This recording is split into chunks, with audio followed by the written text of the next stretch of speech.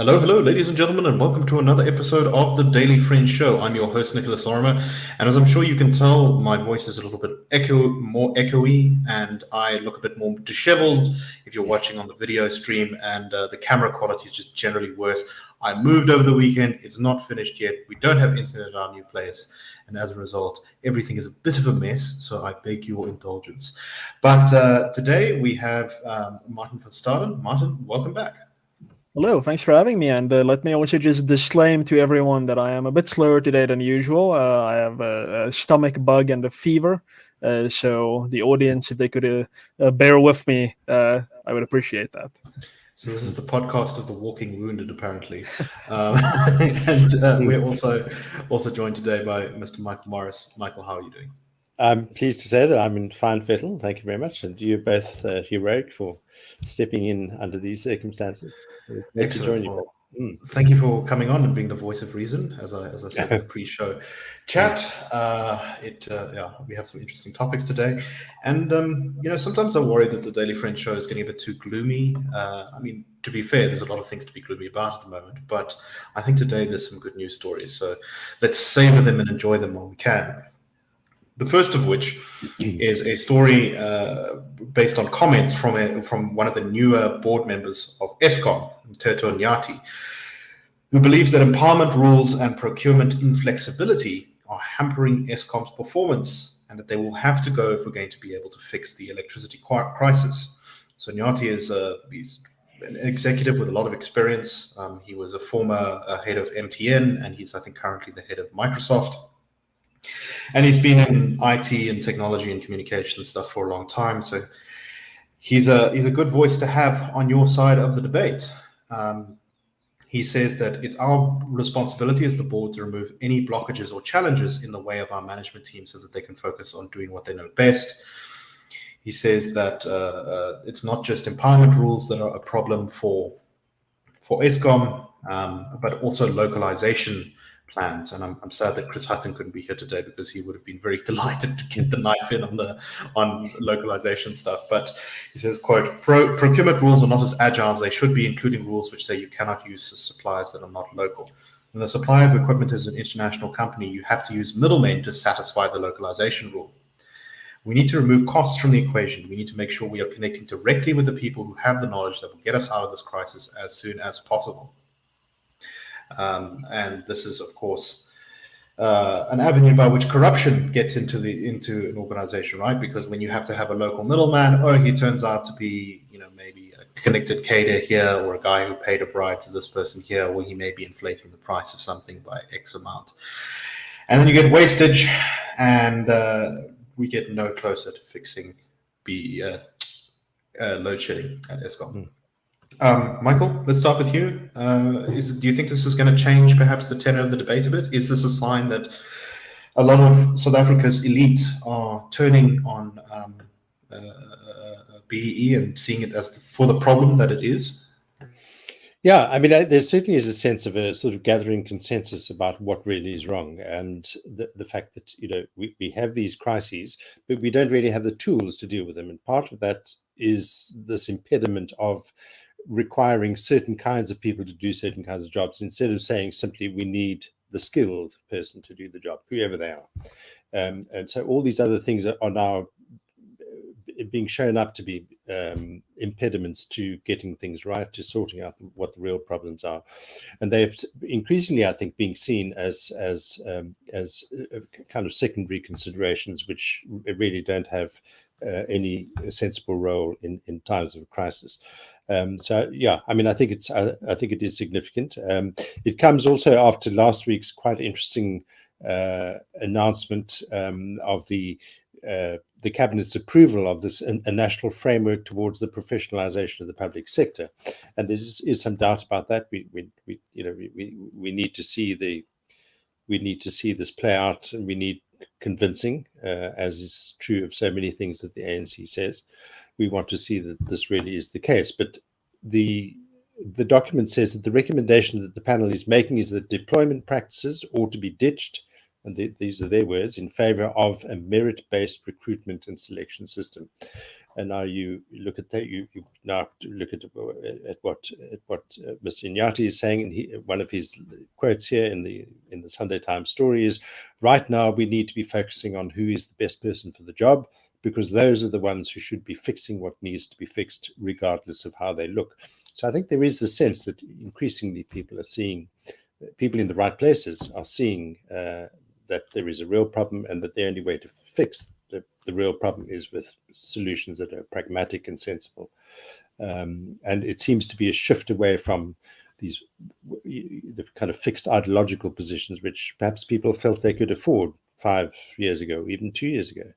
And they now appearing to be exactly what they are: completely unaffordable, damaging, and to be abandoned. Exactly. I think one of the things our colleague Gabriel Krause has pointed out, and I think he put out a media statement to this effect, is that our finance minister, Enoch Godongwana, has thrown the responsibility onto SOE, saying, look, it's not don't blame Treasury for not changing your procurement policies. That's your job. You've got to change them. And it's kind of difficult to not see that as an open invitation for a place like Eskom to ditch some of these procurement policies, to ditch BE that's costing them money and skills, to ditch localization that's inflating the cost of stuff. So this kind of stands in contrast to what the ANC has been saying in all of its policy documents and in the rhetoric that's coming out of its internal party stuff, where the whole drive seems to be we need to accelerate the national democratic revolution. We need to accelerate controlling the economy. We need to accelerate racial transformation, or else we're not going to get anywhere. We're not going to stay in power. So we had a question, this very question actually in our morning meeting today, discussing this. And Martin, what do you take of it? I mean, why do we think we're seeing this kind of behavior from government where, the party is saying one thing, but then we're starting to see, in Eskom's board, in the finance ministry, which is, to be fair, the kind of places you might expect it from, a bit of pushback against some of the destructive policies? Yeah, well, that's where the rubber meets the road. I mean, South Africa seems to now be at the end. I mean, the real end. I mean, many previous years, people have said we're at the end now, but this might actually be the end of that honeymoon period of the post-apartheid growth. Everyone is happy about the miracle, and we're just going to give the ANC enough rope to do what it thinks needs to be done. And now we're living the reality of those policy choices. We have had, I don't know, what's it, 1,000 hours of load shedding. It's some huge number like that. This year alone, the worst year for load shedding on record, I believe. And now where Gauteng's water infrastructure is falling apart, we're really at where the rubber meets the road now, where the ideological positions that the government took quite a while ago, it's nothing new, are in fact now translating through to reality. And the great thing about the free market economy is that when it is respected, it allows all the relevant considerations in a given transaction to bubble up, and race might be relevant. If your consumers are very keen on a so-called transformed entity and they won't support your business if you're not transformed, that will be a relevant consideration that you will see in your in the market forces that play on your business. But what we've seen with Eskom and water is that government has come in and said, we are going to take a consideration race and we're going to put it in your decision-making process. We're going to take it out of the ether and put it there because it's important to us. But at no point has the market and in so saying the South African consumer really manifested that this is important to them. Our research at the Institute shows that people want running water, they want electricity, they want the services that is written in the Constitution and in various government policies. They don't care who provides it, what skin color they have, or where the tools they use to provide that services are sourced from, the local content nonsense. So the free market allows one to take these relevant considerations into account, and BE local content considerations, nationality effectively, were irrelevant considerations operations that the government instituted, and that distorted the entire decision-making process, leading, for instance, to Eskom between, I think it was 2000 and 2014, to simply appoint something like 5,000 people in that short period, simply because it was not meeting its employment equity target. Not because they needed more production or they needed more skills. Those employees were appointed only because the demographic representativity inside the organization did not link up with what Eskom had decided it should look like demographically. Completely irrelevant to the service that it provides, and in fact costing the taxpayer a hell of a lot of money. So long story short, reality tends to discipline one.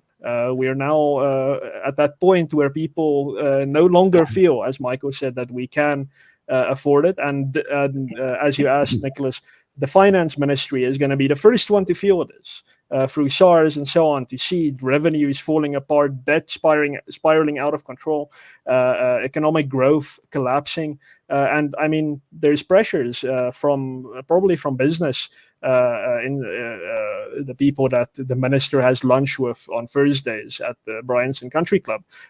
Those people are probably saying, listen, you got to do something, or hey, we're leaving. And I think what we're seeing now, to a large extent, is a result of those pressures. But the good thing is that most South Africans, as our research shows, actually agree. Things need to be taken on merit, cost effectiveness, quality of service, not inborn characteristics, not race. If you as a South African consumer want companies to take race seriously, speak with your wallet, support companies that operate on a racial basis, but don't make it everyone else, the vast majority of South Africans' problem. So, Michael, one of the points you've wanted to make often is that, the kind of this idea of empowerment, and I think we need to kind of unpack what is meant by it, because people often mean different things by it. What is to transform the South African economy? Does that mean to have racial quotas, or does that mean simply to open it up so that more people are able to get into the system?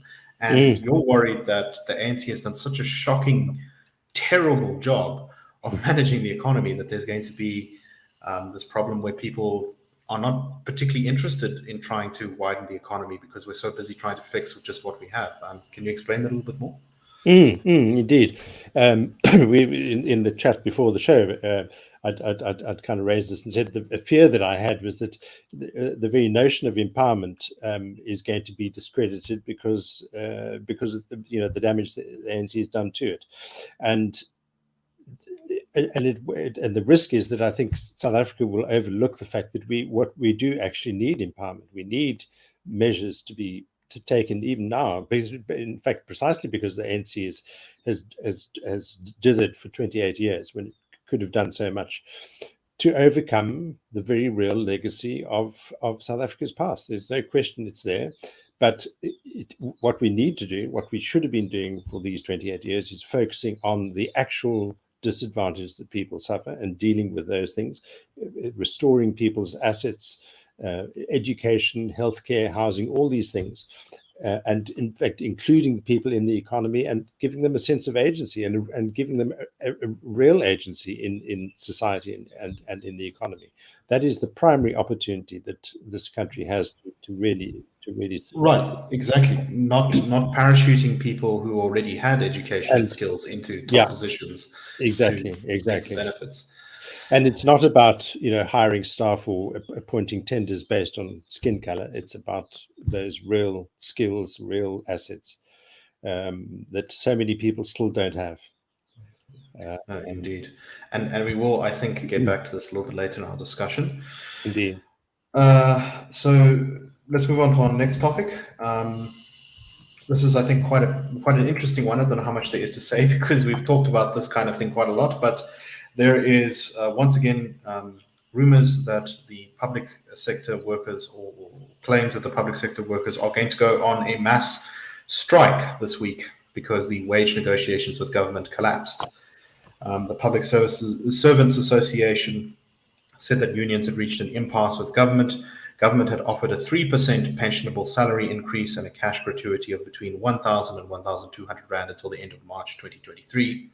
The unions don't want to accept this. They say the problem is the cash gratuity and the fear here is that if they didn't reach a salary agreement next year, if there was a delay in finalizing a deal, public servants would end up out of pocket after the cash gratuity was terminated.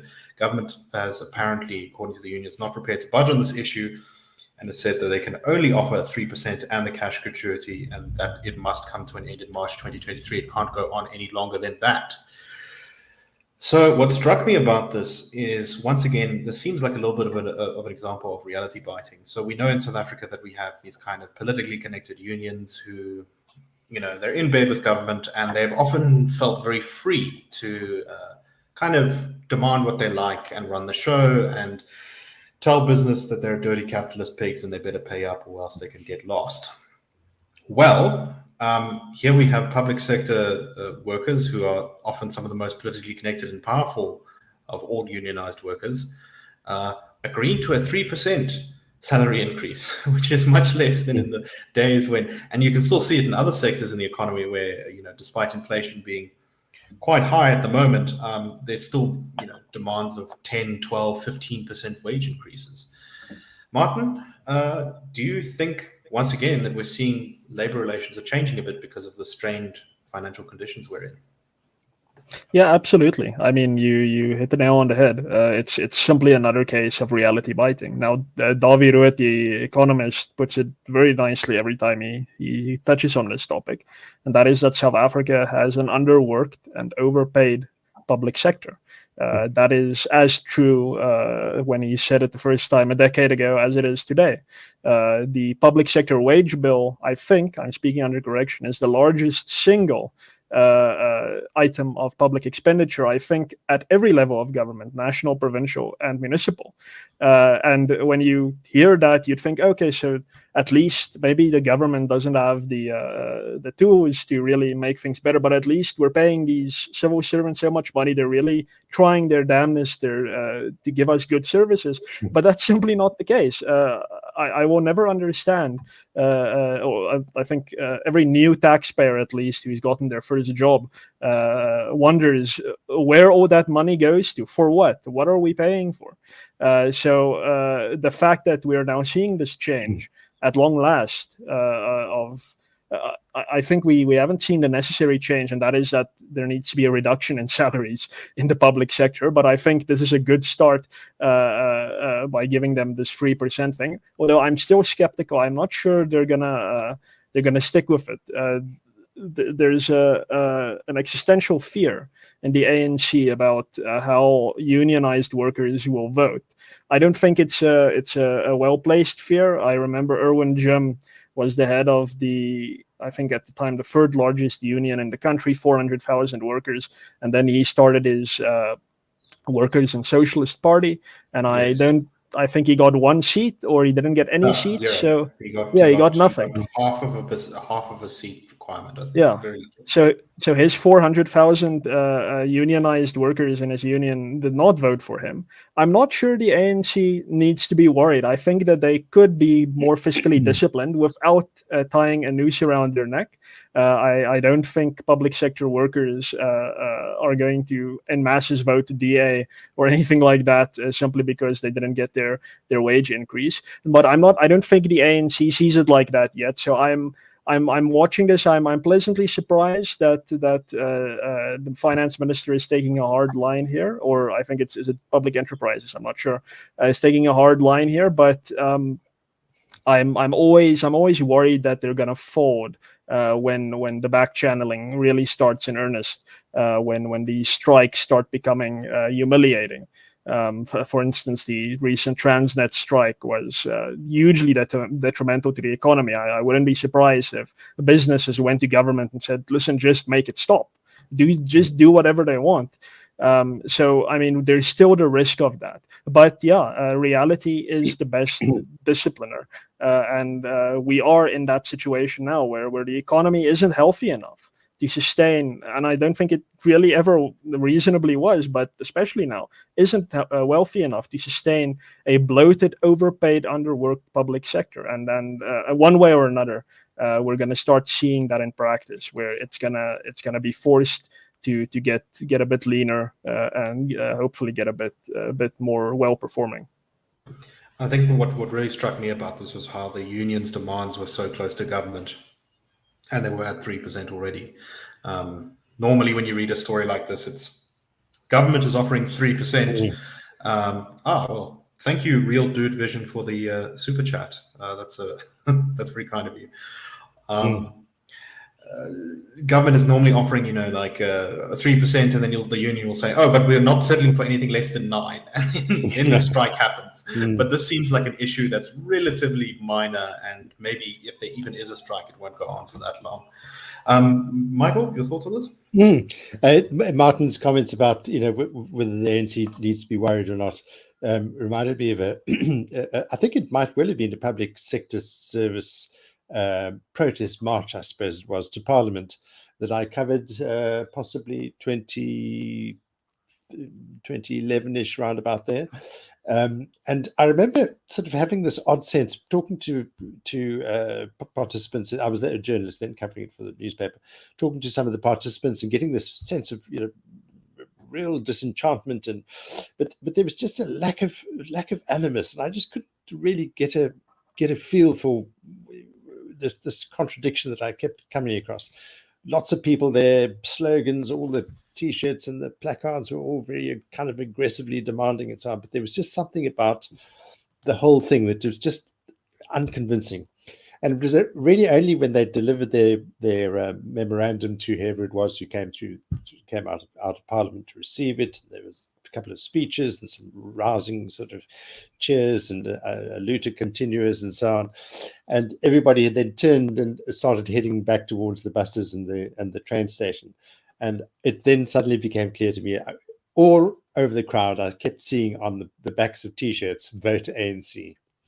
And it just expressed exactly that thing, that they'll go through the motions of this quite theatrical sort of performance of resist or disenchantment. But when it comes down to it, we're talking about dyed-in-the-wool governing party supporters.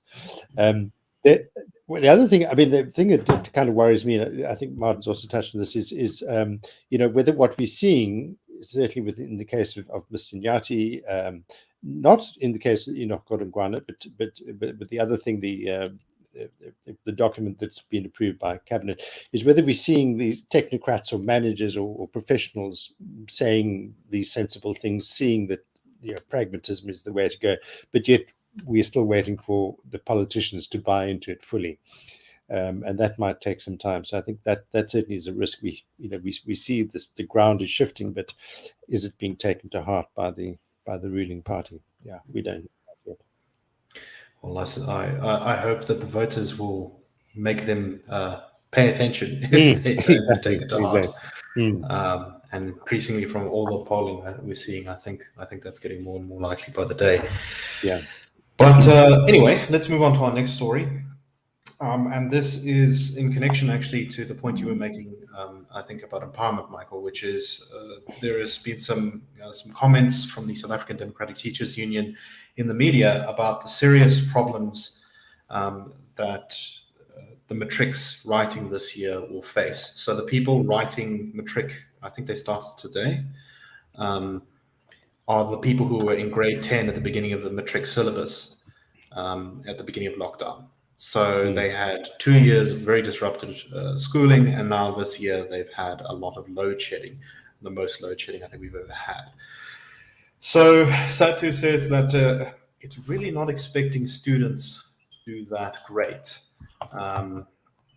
in this election, and I wouldn't be surprised if there's a big reduction in the pass rate, and also, and probably more importantly, in the bachelor pass rate, which is, I think, a much better indicator of whether you've actually achieved academically at a matric level, because they've lowered the pass rate so much.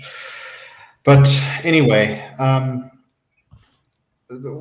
of the things that struck me about this, Martin, is that SADTU is making quite sort of reasonable comments here in this piece, and saying we're very concerned about the students and their welfare and how difficult it's been for them over the last 2 years, when lots of them couldn't go to school, weren't allowed to.